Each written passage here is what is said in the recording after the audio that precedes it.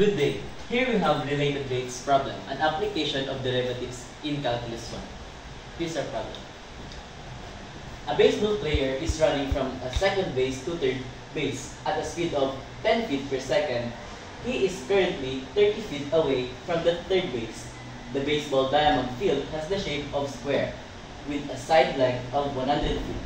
At what rate is the distance between the player and the home plate changing? So, ang hinahanap natin is yung rate ng distance between player and the home plate. So, ganito siya. First, illustrate muna natin yung diamond field, which is like this. Ayan.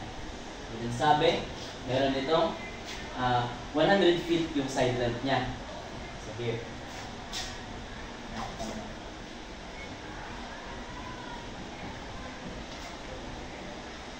Ayan. So, isulat na lang muna natin kung saan yung mga base. Una is ito. Ito ang first base. Ito naman ang second. At ito yung third.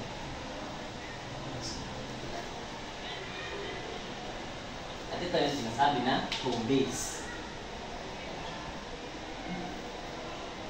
Ang sabi sa problem is, he is currently 30 feet away from the third base. So, dito siya. Tingnan natin mga dito. 30 feet away.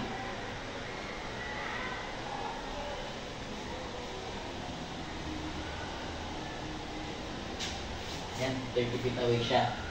And, ang speed naman ng takbo niya is 10 feet per second.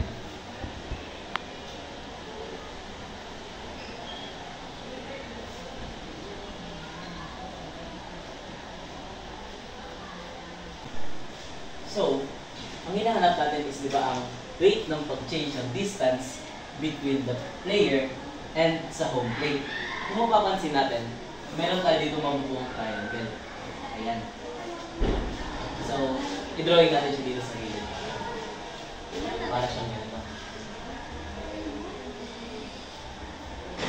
Ayan. Meron tayong angle dyan. Sabihin natin na x ito yung y, at ito yung z. So now, kunin naman natin yung value ng mga to. Ang x natin is equal to 30 feet. 30 feet dito. And ang y naman natin is 100 feet.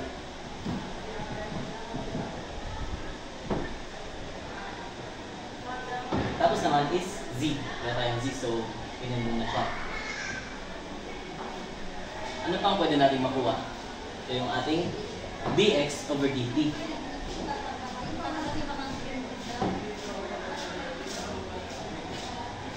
Since ang x natin is decreasing from first, second, decreasing siya, ang x natin is magiging negative. Magiging negative 10 feet per second. Dahil na decreasing siya. So ngayon, ano yung hinahanap natin dito? Diba? dz. Ay, ang z. Wala tayong z. So ang hanapin natin is dz over dt. Ngayon naman, paano natin makakuha yung z? Ano ba yung equation na z squared plus x squared plus y squared? Yung a squared plus b squared equals c squared. So para makuha natin, i-input lang natin itong value ng mga to dito. Okay. Gulayin na natin to.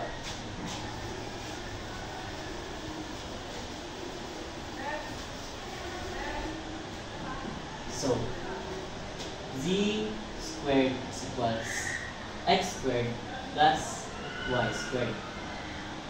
Lalagyan na natin yung value ng x and y. Value ng x is 30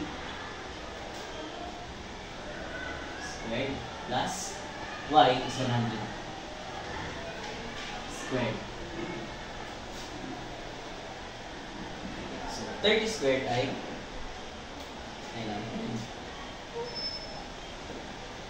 plus 100 squared is 10,000. Add natin.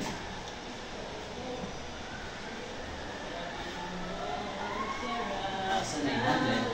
At since may square tayo dito sa z, saan natin yan, magiging square to.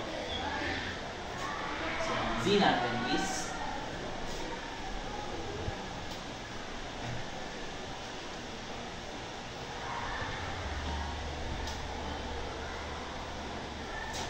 10 square root of 109 or 104.4. Now, meron na tayong value. Easy. Yan nga gamitin natin decimal. 104.4.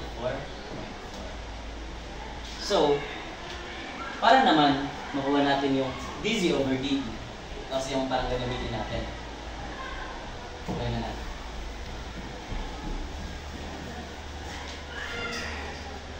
Para makuha natin yung dz over dt, ganito lang yan.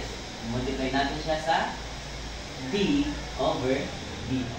So, bakit dt? Kanina sinabi ko dahil with respect to time tayo, since straight nga hinahanap natin. So, yan.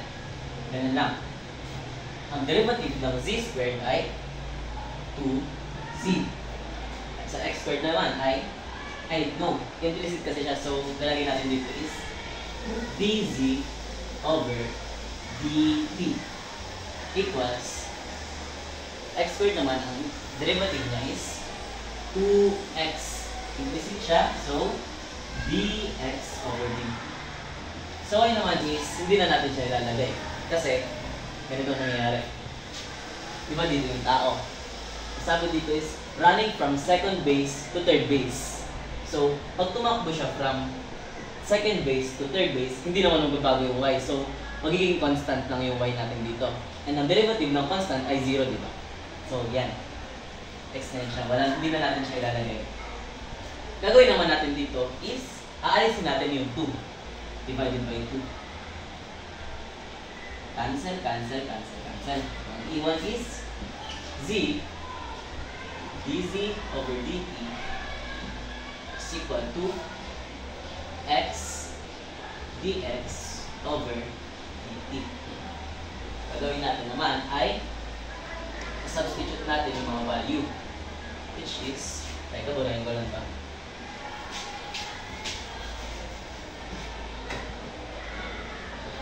Substitute natin. Ang z natin ay 104.4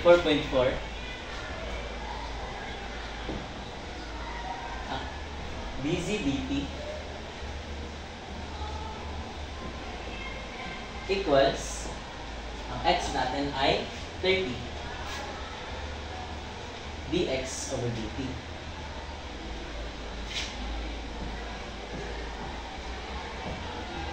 Now, para matira yung dz over dt, anong gagawin natin? Siyempre, i-divide natin sa 104.4.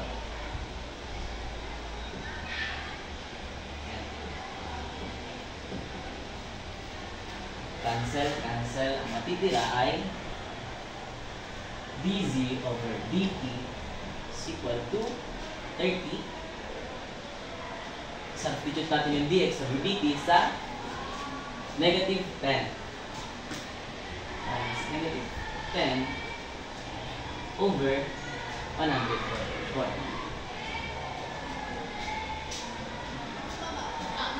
So,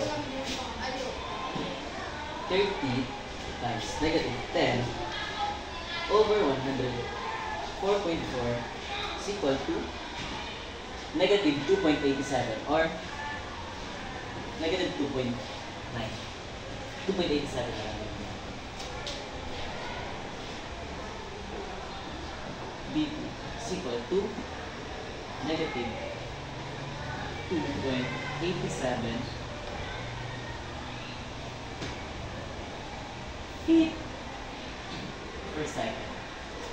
And yan ang ating rate ng speed ng pagbabago dahil sa player to home plate. Yan. Yan ang rate.